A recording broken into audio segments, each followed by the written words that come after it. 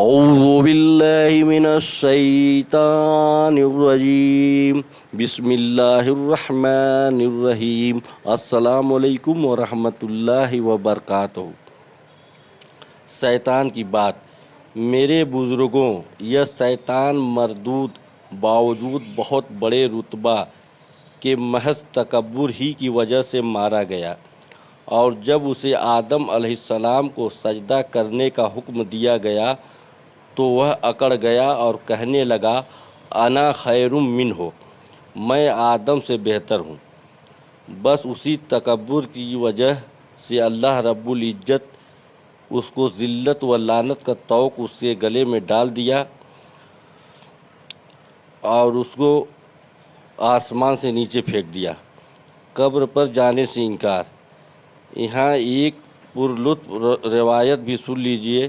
حضرت انس رضی اللہ تعالیٰ عنہ فرماتے ہیں کہ ایک مرتبہ شیطان نے جب حضرت نوح علیہ السلام سے عرض کی حضور میں اللہ تعالیٰ سے معافی لینا چاہتا ہوں اور توبہ کرنے کو تیار ہوں، اللہ تعالیٰ سے عرض کیجئے کہ وہ میری توبہ قبول کر لے اور مجھے معاف فرما دے۔ حضرت نوح علیہ السلام نے اس کے یہ بات اللہ سے عرض کر دی تو خدا تعالیٰ نے ارشاد فرمایا کہ اسے کہہ دیجئے کہ وہ اب بھی آدم علیہ السلام کو سجدہ کر دے تو میں بخش دوں گا۔ مطلب یہ ہے کہ شیطان پر ہمارا غضب تو اسی لیے ہے کہ اس نے ہمارے پیغمبر سے اپنے آپ کو بڑا سمجھا اور اس کے آگے سجدہ نہ کیا، اور اگر اب وہ ہم سے معافی چاہتا ہے تو ہمارا پھر یہی فرمان ہے کہ ہمارے پیغمبر کی قبر پر حاضر ہوئے اور وہاں آ کر اب بھی جھک جائے تو ہم راضی ہو جائیں گے۔ مسلمانوں، جانتے ہو کہ شیطان ملعون نے اس کے جواب میں کیا کہا؟ میں نے اسے جب وہ زندہ تھا اس وقت سجدہ نہیں کیا تھا، تو اب وہ مر گیا ہے اسے سجدہ کیوں کروں؟ دیکھا آپ نے خبیث کی وہی اکڑ باقی رہی، اور کس طرح اللہ کے پیغمبر کی قبر پر بھی حاضری دینے سے انکار کرنے لگا، اور کس طرح بھرے منہ سے انہیں مرا ہوا معاذ اللہ کہنے لگا۔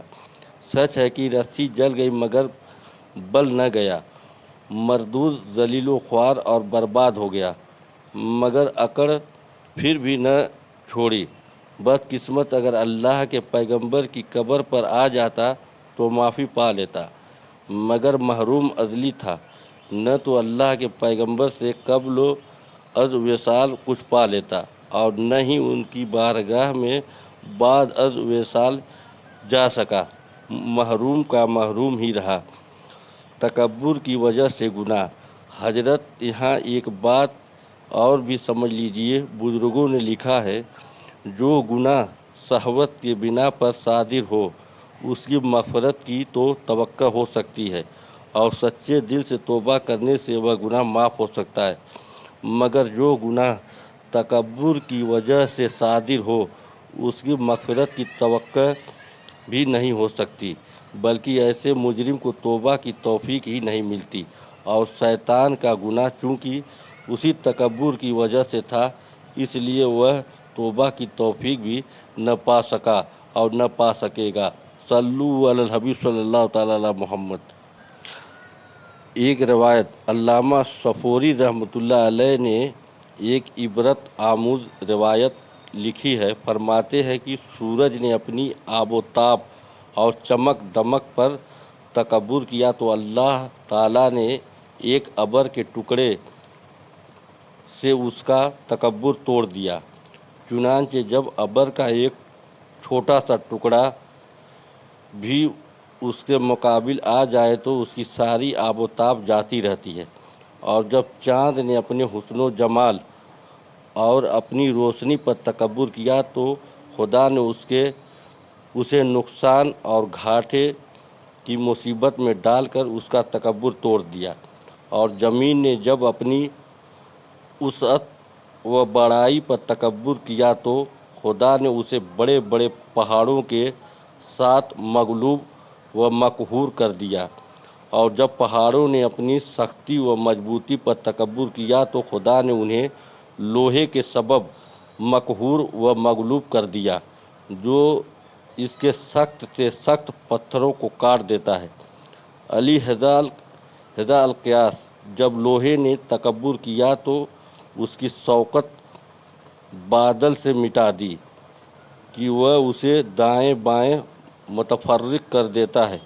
जब बादल ने तकब्बुर किया उसके तकब्बुर को हवाओं के सबब पामाल कर दिया कि वह उसे मशरिक से मगरिब और इधर से उधर उड़ा ले जाते हैं। हवा ने तकब्बुर किया तो उसे आदमी की वजह से मगलूब कर दिया कि वह ऐसे ऐसे मकान बना लेता है जिनमें हवाओं का गुज़र ही नहीं हो सकता। और जब आदमी ने गुरूर किया तो उसके गुरूर व तकब्बुर को नींद के साथ मगलूब कर दिया। और जब नींद ने तकब्बुर किया तो उसे मर्द के वजूद से उड़ा दिया। और जब मर्द ने नाज़ो गुरूर किया तो उसे मौत के साथ उड़ा दिया। मौत ने तकब्बुर किया तो इसका गुरूर क़यामत के रोज़ तोड़ दिया जाएगा। मेरे भाइयों, इस रिवायत को सुनकर इबरत हासिल करो और जान लो कि हमें किसी तकब्बुर करने का हक हासिल नहीं है। तकब्बुर के लायक सल्लू अलल हबीब सल्लल्लाहु ताला अला मोहम्मद। मेरे भाइयों, तकब्बुर से बचो। तकब्बुर बहुत बड़ा गुनाह है। तकब्बुर, हसद, जलन, गीबत अपने करीब मत आने देना। ज़िंदगी मौत का भरोसा नहीं है। ये कब हमारे जिस्म से हमारी रूह अलविदा कह जाए और हमको इसका पता भी नहीं चले। सल्लू अलल हबीब सल्लल्लाहु ताला अला मोहम्मद। अस्सलामु अलैकुम रहमतुल्लाहि व बरकातुहू।